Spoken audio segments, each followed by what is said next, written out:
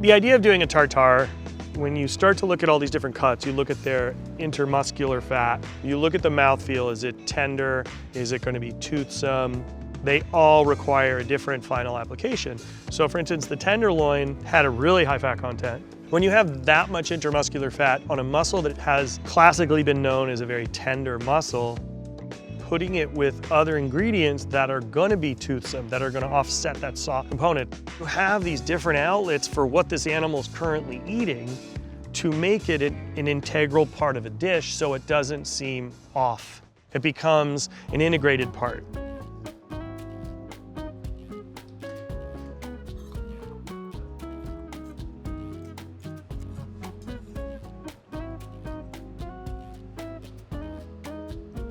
So by taking the tenderloin tail and dicing it, serving it with a really beautiful pan integrale, so like a really stunning multi-grain bread that's grilled with olive oil, really simply, a little salt.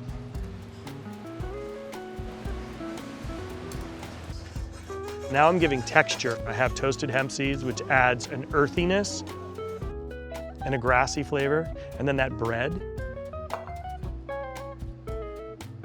Pickled onion. Again, now I'm offsetting the fat content with the acid. So all these pieces of puzzle are starting to come together. So we're now building a dish that all makes sense and it becomes one. When you eat them, you can taste them separately and together, then it all becomes a harmonious bite.